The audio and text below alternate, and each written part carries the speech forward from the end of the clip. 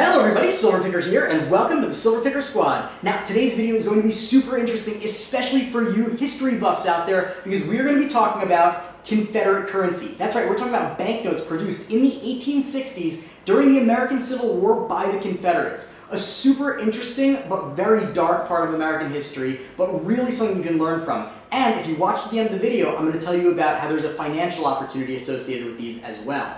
But before we do, notice anything?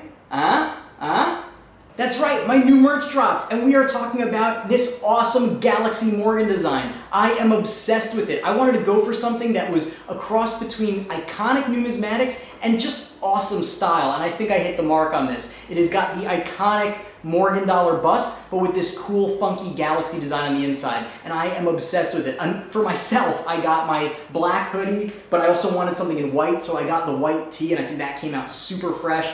And I even ordered a hot pink coffee mug, but it didn't arrive yet. I'll show you when it does. So if you want to get yourself a hoodie or a t-shirt or something else, you can grab it in the links below. Check it out for sure. But I also want to shout out my buddy who helped me bring this design to life. Amazing artist, Kelly Kusumoto. He's also a musician. He's got a great YouTube drumming channel. Check that out and show him some love. And he even has an amazing podcast that he co-hosts called The Wisdom Podcast, and he had me on it as a guest, so the link for that is below as well. So if you want to support the channel in style, grab yourself a hoodie or a t-shirt with the Galaxy Morgan design. If you really want to be of the ultimate help and support me in my mission of informing, educating, and entertaining people all about coins, precious metals, and even personal finance, then I would love you and be forever grateful if you would support my Patreon campaign. And you get something in return. You get to be part of my private Discord server, which is an amazing private chat room just with me and the other patrons, where we talk about coin collecting, strategies, silver deals, and all sorts of other cool stuff. It has been super active and a lot of fun up till now, and I would love for you to be a part of it. Enough of the jibber jabber, enough of the talking. Let's get to talking about these super iconic, super interesting Confederate banknotes and how you can capitalize on them. Let's go. All right, so let's take a look over here. We have two different $5 banknotes from the Confederate States of America. Super weird, right? Now, for all my non-US fans, let me just give you a quick recap.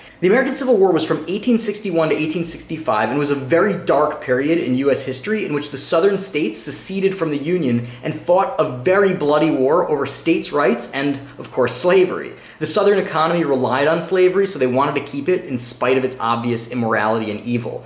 Thankfully, the Union Army won and the Confederacy was dismantled. And these are two of the last vestiges of the Confederacy, the banknotes that they had. And we're going to learn a little bit about it. But if you think that it's important to learn about the American Civil War, please hit the like button and share this video so more people can learn about it also. So basically now I'm going to tell you a little bit about the banknotes themselves so you know how to identify them, and then we're going to move on into sort of the risks and opportunities for collectors and currency speculators as well.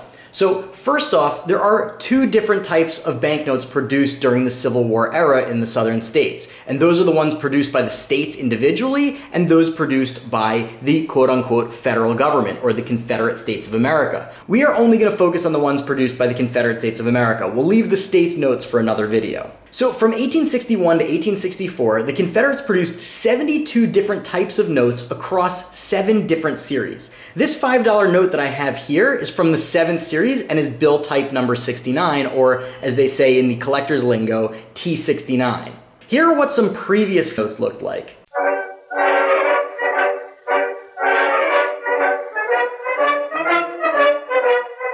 And here we are, back to the Series 7. Now, of course, they made them in lots of different denominations, but we're going to focus on the 5s because that's what I have. So these are from 1864. As you can see, it says February 17th, 1864. They depict the Virginia State Capitol building over here, as well as C.G. Memminger, who was the Secretary of Treasury for the Confederate States of America. Yeah, he just put his own picture right there. But the most interesting thing to me is the text. So you can see what it says. The Confederate States of America will pay to the bearer $5. But in small writing, it says, 2 years after the ratification of a treaty of peace between the Confederate States and the United States.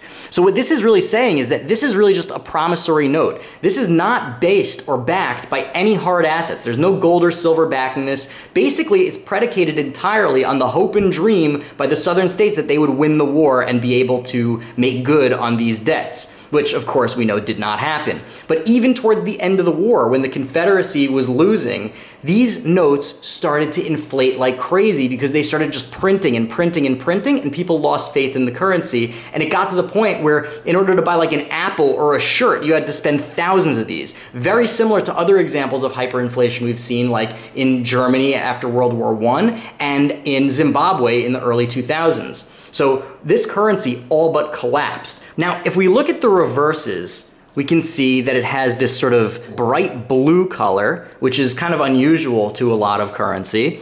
And you can see it really on this one, but you can see it sort of looks like carnival money. I always think it looks kind of like phony baloney money on this side, and ultimately it was. But what do you notice here? A little difference, right? This design is very different from this one. Now, that is sort of the crux of this whole video.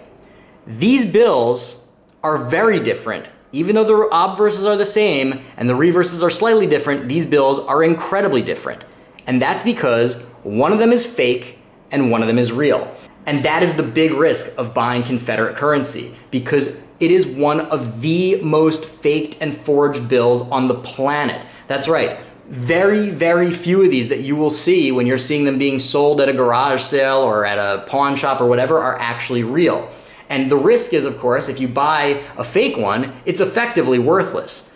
But if you can figure out how to tell the real ones from the fake ones, there is a huge opportunity for you. And that's what I'm going to show you in the second part of this video. Now, I think it's pretty clear that this one on top is the fake one and this one down below is the real one. But I'm going to show you 4 different foolproof methods to determine which one is real and which one is fake. So the first thing is the paper it's printed on. And that is honestly the easiest thing to look at, but the hardest one to show you on camera. So this one feels like thick modern paper. You can definitely feel that it's crisp. It feels very similar to maybe a slightly thinner computer paper that we're used to. However, Confederate currency was printed on cheaper rice paper, which is very thin, delicate, and brittle. And you would definitely know the difference when you felt it, because this one is about half the thickness of this one, which is a huge dramatic difference. So thin rice paper is good and it means that it's real. Thick sort of computer printer, totally fake. Now the second thing to look for is how these bills are cut. So towards the end of the war, when they were printing these bills like crazy and inflation was going nuts, they didn't have time to have them cut by machines. So they actually would send these out to the banks in full sheets, and the tellers and whoever they could, the clerks, whoever they could get to do it, would cut these out by hand. Sometimes they would even put them down on the edge of a table and rip them just using the edge of the table. So it is very, very, very uncommon to find one that is cut so perfectly like this one. This one, you can see, if you look closely, it's got perfectly straight edges, right? It is definitely machine cut. Everything is even and perfect on both sides. Totally, obviously fake. If you look at the real one, you can see that even at the very bottom, there's actually a portion of the next bill on the sheet. You can see how poorly cut it was. I mean, look over here at the edge here. The margin over here is almost an inch, while this one is just a couple of centimeters. Now, the next piece of evidence that we're going to look at are the signatures on these banknotes. Now, believe it or not, during the Confederacy, every single one of the banknotes produced was hand-signed. That's right, hand-signed by 2 different people, treasurer and register. And the serial number was also handwritten. So that is a very, very important detail to look at, and actually one of the first things that I'll notice when I'm looking at a bill, whether it's real or fake. Now, you can see here that all of the signatures are in dark black ink, and the black matches the other black on the bills. That is a big no-no, because they used during that time what was called iron gall ink. And you can look at the Wikipedia page if you're interested in learning more about the science of iron gall ink, but basically it is ink that as it ages and oxidizes, it turns this brown color. This brown color over here is very, very different from the black ink of the bill, and very, very different from these. These look faded and dark and old, and they look like a different ink than what was printed here. These, however, look identical to every other print mark on the bill. Oftentimes, you can actually see the iron gall ink come through on the side. It's a little hard to pick up on camera, but I can definitely see the signature on this side coming through the back of the bill. And that is, in my opinion, one of the most obvious signs of a fake banknote. It's gonna have printed signatures, not obvious handwritten signatures.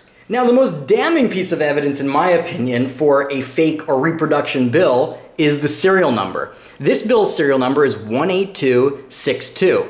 And the reason why that's so damning is because these are mass produced and printed in the thousands or tens of thousands, so they all have the same serial number. So what I used to do is I would go on Google, search Confederate States of America $5 banknote 1864 reproduction, and I would match this against the other reproductions I found online and see that they indeed do have the same serial number. But that's sort of the rough and dirty method. I found an incredible resource online when I was researching this video, and it's a resource from the Manhattan Coin Club. And basically it goes through all the details that I talked about how to authenticate these, but most important, it has a list of phony serial numbers. So they basically have a catalog of all of the different reproductions ever made for each denomination, for each series, for each type, and all of the serial numbers that are known to be reproductions. So in that case, you can actually take the bill, match it up against this list, and tell if yours is a reproduction or not. Now, if your bill is not on that list, it doesn't mean that it's real, but it has a very, very good chance that it is. So I don't know the Manhattan Coin Club at all, but I really appreciate them putting that list together, and I'm going to link it down below in the video for all of you guys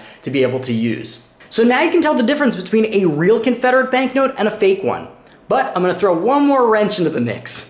Not all fakes are worthless. There is one type of fake that is actually worth quite a bit of money, and those are contemporary counterfeits. Now, these that you see here, this is a modern day reproduction, and it was made as a souvenir, and it's basically worthless. However, contemporary counterfeits describes bills that were produced at the time of the Civil War. The most famous ones were made by this guy named Samuel Upham out of Philadelphia. And he was a guy that produced millions of dollars worth of fake Confederate banknotes. Now, it's unclear whether he did it to enrich himself and was sort of like a criminal, or if he was secretly working with the Union government to help destabilize the Confederacy. Now, whichever is true, he made millions of these, and some of those bills are worth big bucks. So those ones are much, much different than these, and I'm not gonna go into how to identify those because it's a totally different story. Maybe we'll do that in a different video. But basically, a contemporary counterfeit, meaning a counterfeit made at the time of the Civil War, can still be worth a lot of money, but these modern day reproductions,